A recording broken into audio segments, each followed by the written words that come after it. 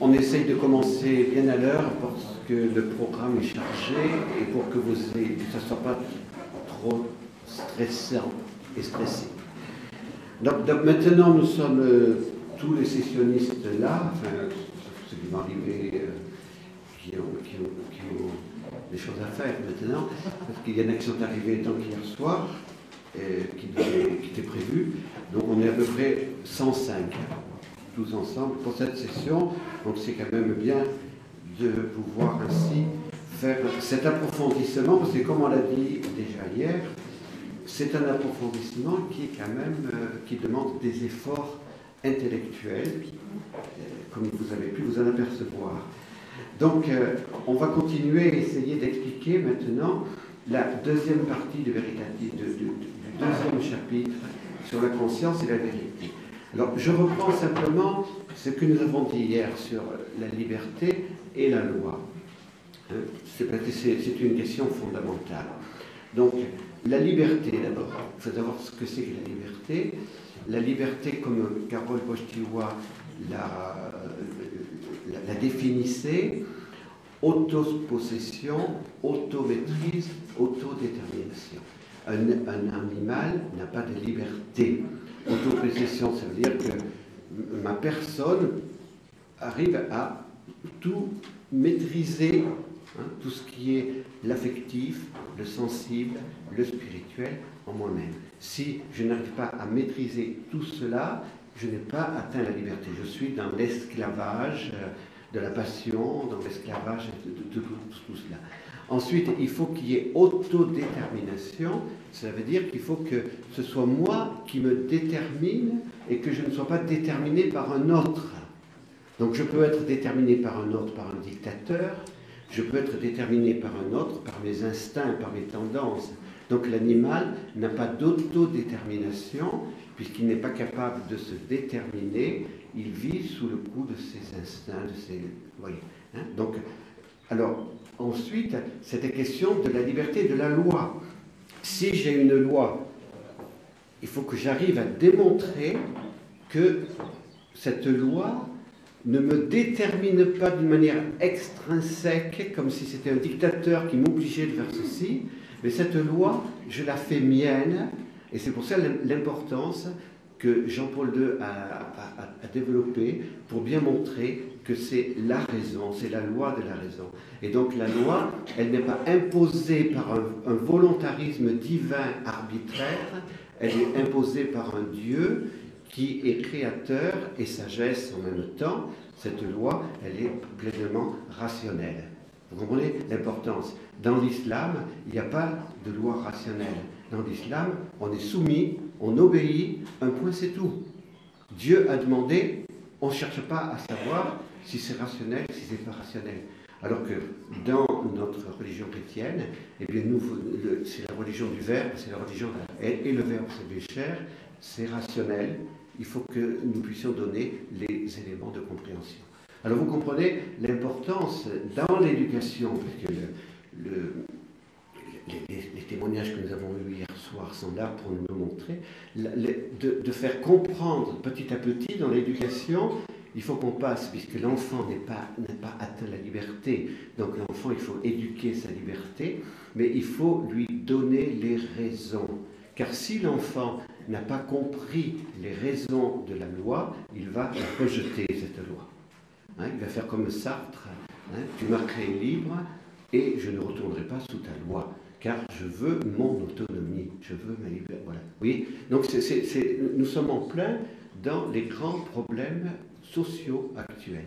C'est pas une encyclique qui est déconnectée du réel, c'est une encyclique qui est en plein dans le réel. Mais évidemment, il faut le prendre le temps d'y réfléchir.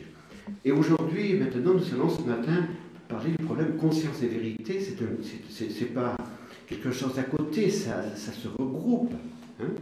Mais vous allez voir combien aussi cette encyclique nous fait découvrir ce lien entre maintenant conscience et vérité. L'encyclique n'a été ni étudiée ni assimilée par la majorité des chrétiens. Les consciences n'ont pas été éclairées. La conséquence est tragique. Les dictatures du relativisme n'ont pas de mal à s'imposer. Mais nous ne devons pas baisser les bras, et c'est pour ça que nous faisons cette session. C'est pour cela que Benoît XVI aussi, dans quelques semaines, va rassembler à Madrid près de 2 millions de jeunes, et que justement ces générations Jean-Paul II et Benoît XVI vont relever le défi avec l'aide de Jésus et de la Vierge Marie. Et qu'il faut que nous participions, nous aussi, avec détermination, à cette nouvelle évangélisation qui passe par justement cette transmission de la splendeur de la vérité. Donc, nous allons aborder maintenant ce problème conscience et vérité. Comme hier, d'abord, je commence par ce que dit le catéchisme de l'Église catholique sur la conscience morale. Et on va ensuite voir le problème spécifique que Jean-Paul II a analysé dans Veritatis Splendor. Le catéchisme de l'Église catholique, donc sur la conscience, du numéro 1776 à 1802, distingue 3 niveaux de conscience. Il y a la syndérèse, le discernement pratique et le jugement prudentiel. Alors je vais vous réexpliquer tout ça en essayant de vous le donner d'une façon très simple, mais c'est important de distinguer parce que sinon on ne sait pas ce que ça veut dire la conscience morale. La syndérèse, le mot dérive du mot grec synterein, qui veut dire conserver, observer. Donc la syndérèse, c'est le niveau de la conscience où sont énoncés les premiers principes de la moralité. Le second niveau, c'est celui du discernement pratique. Alors ce niveau du discernement pratique, bien évidemment, c'est le niveau de c'est la raison, c'est notre raison qui, à partir des principes, va déduire et va donner quelque chose de plus concret. Alors je prends un exemple. La syndérèse énonce qu'il est interdit de commettre un meurtre. On peut dire que tout homme, dans le lieu intime de sa conscience que l'on appelle la syndérèse, sait qu'il ne doit pas tuer. Le discernement pratique va spécifier si l'avortement ou l'euthanasie entre ou non dans cet interdit. Comprenez, hein? Donc, puisque sinon, si la syndérèse fonctionnait d'une manière mécanique chez tout le monde saurait que l'avortement et l'euthanasie est interdit. Or, nous voyons qu'il y a des personnes qui pensent que l'avortement ou l'euthanasie sont des exceptions que l'on peut, qui sont des exceptions à cette loi. Ensuite, le troisième niveau, c'est le jugement prudentiel. Ce jugement prudentiel que nous faisons chaque jour et que nous faisons plusieurs fois par jour pour savoir si l'acte concret à poser est bon ou non. Alors voyez, la complexité de la conscience. Il y a d'abord la syndérèse, bon, les premiers principes, le discernement pratique, donc par exemple l'avortement, l'euthanasie sont interdits par le commandement « tu ne tueras pas ». Et le jugement prudentiel, c'est l'acte que je vais pratiquer maintenant. Eh bien, je vais décider de faire cet acte ou non, parce que ma conscience me dit tu dois ou tu ne dois pas. Ces 3 niveaux révèlent toute cette complexité. La conscience morale ne fonctionne pas d'une manière mécanique et infaillible pour pousser à faire le bien et pour empêcher de faire le mal. L'histoire humaine révèle que de fait, de nombreuses consciences ont été et sont déformées. Les causes de cette déformation sont le péché originel, nos péchés personnels, les tentations des démons, les structures de péché, les cultures de la mort, les dictatures du relativisme, les diverses idéologies. Jean-Paul II, dans l'encyclique Evangelium Vitae, avait dit « Il n'est pas moins grave ou inquiétant que la conscience elle-même, comme obscurcie par d'aussi profonds conditionnements, ait toujours plus de difficultés à percevoir la distinction entre le bien et le mal sur les points qui concernent la valeur fondamentale de la vie humaine. » Donc, pour Jean-Paul II, dans l'encyclique Évangile de la vie, l'avortement, bien évidemment, est un grave péché, est un mal qui est effrayant, mais il est plus effrayant encore, dit-il, de voir qu'aujourd'hui, la conscience morale est tellement obscurcie que beaucoup ne savent plus ce qu'est le bien et ne savent plus ce qu'est le mal. Alors, entrons dans Veritatis Splendor. La conscience et la vérité dans Veritatis Splendor. Donc Jean-Paul II nous dit, le lien qui existe entre la liberté de l'homme et la loi de Dieu se noue dans le cœur de la personne, c'est-à-dire dans sa conscience morale. Tout homme peut comprendre ce lien entre liberté et vérité, une voix intérieure en est témoin. Voilà, donc on fait le lien entre les deux parties du deuxième chapitre. Le lien entre la liberté et la loi se noue dans la conscience morale, dans cette voix intérieure qui me dit tu dois faire le bien, tu dois éviter le mal. Le pape va exposer maintenant les erreurs qui sont actuellement enseignées par des théologiens moralistes dans des universités catholiques.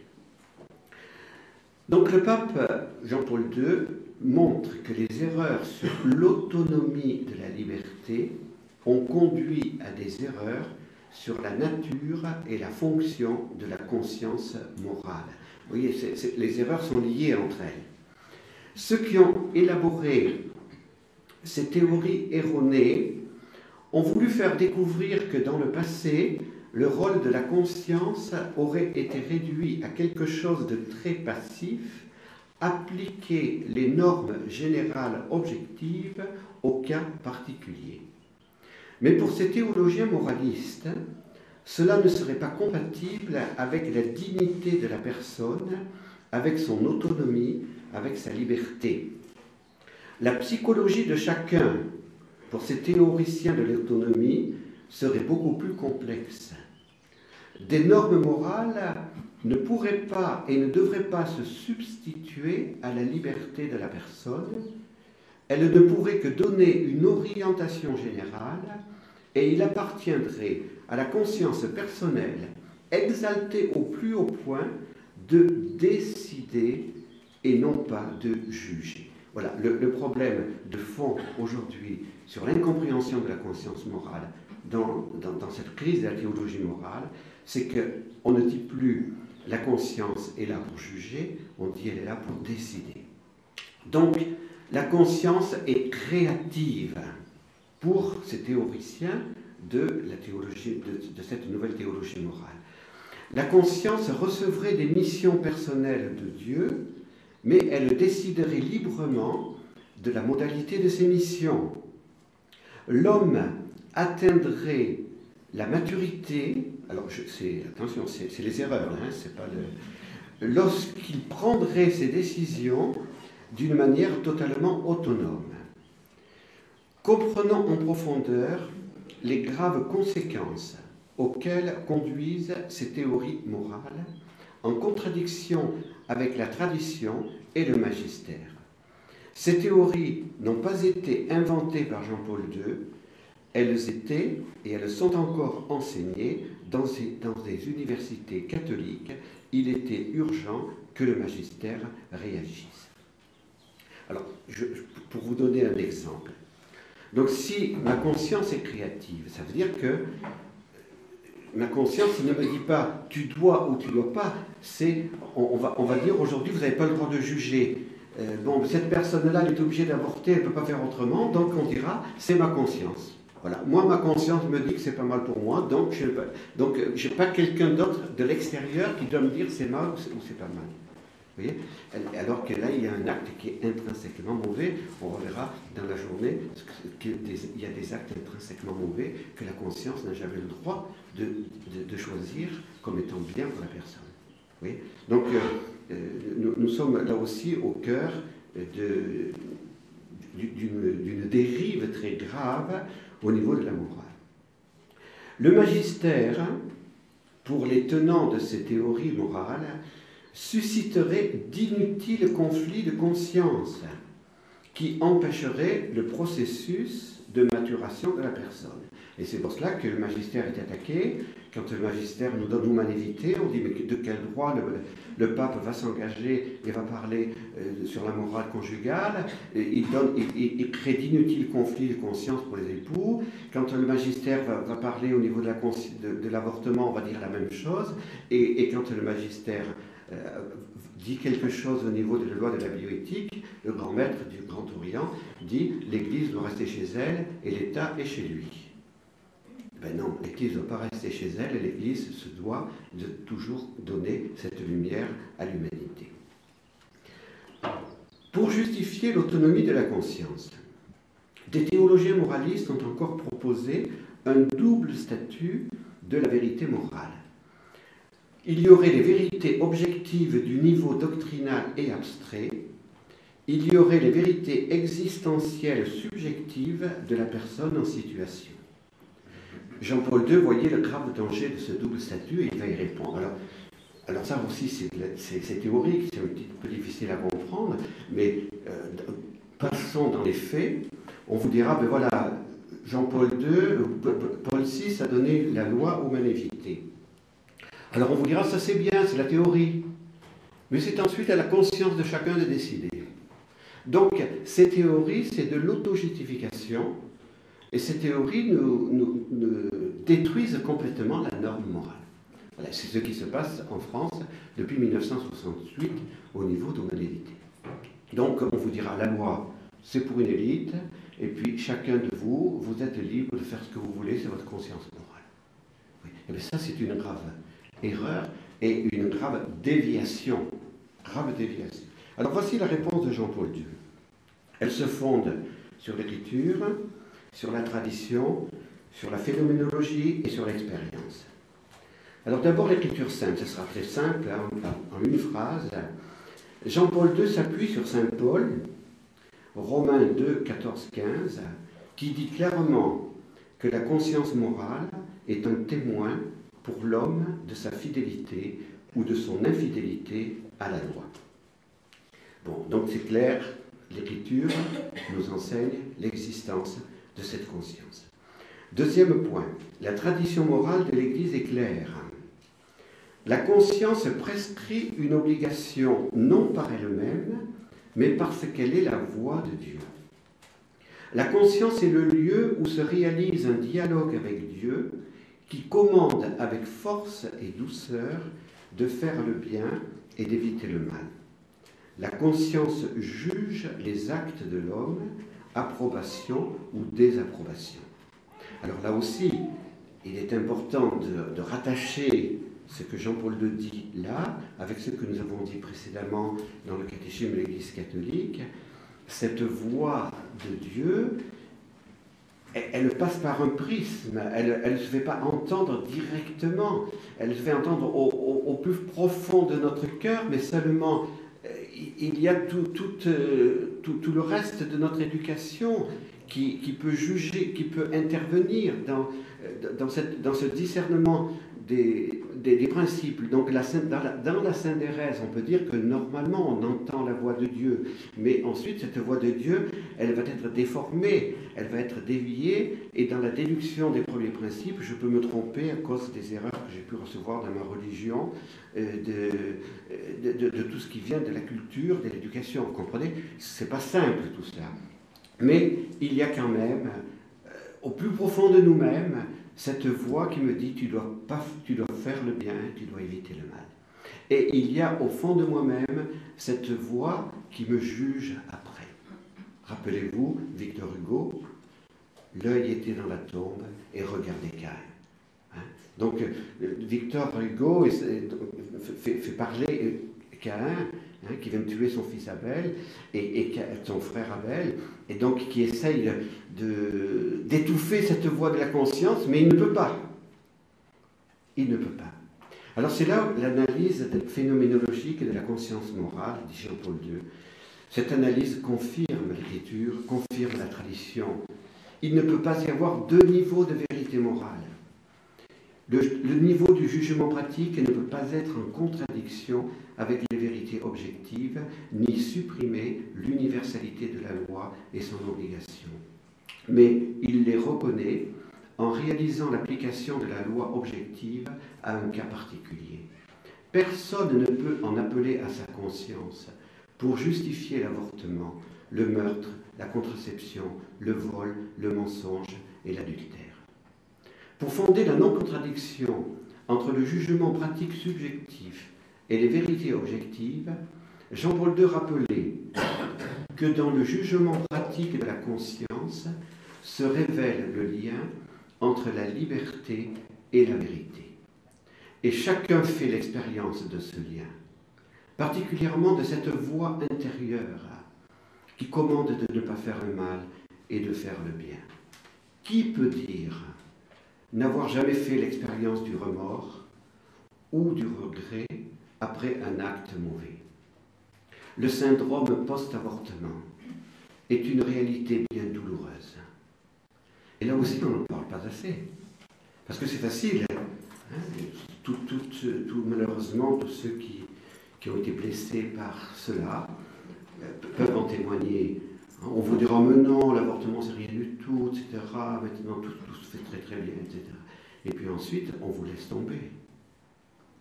Et qui va vous redresser? Qui va vous redonner l'espoir, l'espérance? Qui, sinon Dieu? Il n'y a que Dieu. Il n'y a que Dieu qui peut nous donner son pardon. Voilà. Et donc, pour être libéré, eh bien, il faut faire l'expérience libératrice du pardon de Dieu. Et cette expérience révèle ce lien entre liberté et vérité. L'homme est fait pour Dieu. Son cœur ne connaît le repos que lorsqu'il a reçu la paix de Dieu en sa conscience profonde, lorsque sa liberté est dans la vérité. Jean-Paul II a affirmé avec autorité que le rôle de la conscience n'est donc pas de créer des décisions arbitraires en contradiction avec la loi divine participée dans la raison humaine, mais de porter des jugements qui reflètent la vérité sur le bien et qui sont en totale harmonie avec la loi divine objective. Alors, là aussi, en tant que prêtre, je peux donner cette expérience. Certains des fois, mais pourquoi Jésus a-t-il institué le sacrement de pénitence? Certains diront, je peux demander pardon à Dieu directement devant la croix. Eh bien, ce pardon, bien sûr, on peut le demander à Dieu. Mais si Jésus a institué le sacrement de pénitence, c'est pas pour rien. C'est parce qu'on a besoin d'entendre le prêtre nous dire de la part de Dieu, et moi, je te pardonne au nom du Père et du Fils et du Saint-Esprit. Et c'est cela qui libère. Parce qu'on a besoin d'être sûr d'avoir été pardonné. Et c'est là le problème de cette grande dépression, de ce syndrome post-avortement. Parce que on sait qu'on a fait mal et on ne peut plus récupérer. Eh bien, on peut dire si. Avec Dieu, tout est récupérable. Parce que Dieu est miséricorde. Et Dieu est capable de nous donner, et Dieu nous rétablit de notre dignité. Voilà. Eh bien, ça, c'est l'expérience qui nous montre que nous avons tous une conscience morale. Quel que soit, je dirais, le niveau dans lequel nous sommes tombés, quelle que soit la déformation de notre propre conscience, il y a toujours au fond de nous quelqu'un qui nous appelle. Et ce quelqu'un, c'est Dieu, puisque nous avons été créés à l'image et à la ressemblance de Dieu. Jean-Paul II a conclu par cette considération sur la vraie maturité de l'homme. Cette maturité n'est pas atteinte par la libération de sa conscience par rapport à la vérité objective. Nous le voyons bien aujourd'hui, nous sommes dans un monde d'adolescents. Nous sommes dans un monde où on ne prend plus de responsabilité. Faire n'importe quoi, n'importe comment, c'est pas un monde de maturité. Au contraire, la vraie maturité de l'homme, elle passe par une pressante recherche de la vérité. J'ajouterai cette considération personnelle. Ceux qui ont mis au point les dangereuses théories morales condamnées par Jean-Paul II voulaient préserver le caractère sacré et autonome de la conscience et de la liberté. Mais la conscience morale ne crée pas lorsqu'elle désobéit à la loi de Dieu, elle détruit au contraire. Ceux qui ont élaboré et qui élaborent des idéologies libérées de la loi de Dieu ont construit des cultures de la mort qui détruisent. Ceux qui, au contraire, obéissent à la loi de Dieu, à la suite des saints, sont les promoteurs de la culture de la vie et de la civilisation de l'amour. Comprenons donc plus en profondeur le rôle de la conscience morale. Elle n'empêche pas la mission personnelle de chacun. Elle n'éteint pas le dynamisme, l'enthousiasme, la créativité, mais elle les permet tout au contraire. En effet, en commandant fermement de ne pas faire le mal, elle préserve la liberté personnelle et la maintient dans la grâce de Dieu et dans la liberté spirituelle.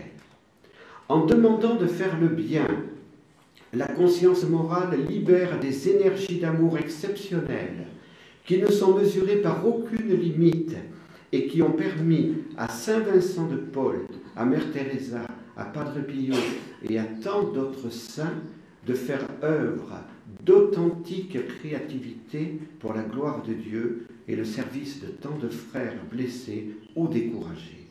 Admirons ce qu'ont réalisé les saints. Ils ont toujours eu le souci d'obéir à Dieu. Quelle créativité pour la mission de l'Église et pour le service de l'humanité. Ne nous laissons pas enfin influencer par les critiques contre le magistère. Il ne crée pas d'inutiles conflits de conscience, mais il est un nouveau don de Dieu pour permettre à la conscience de demeurer dans la vérité. Voilà, alors maintenant,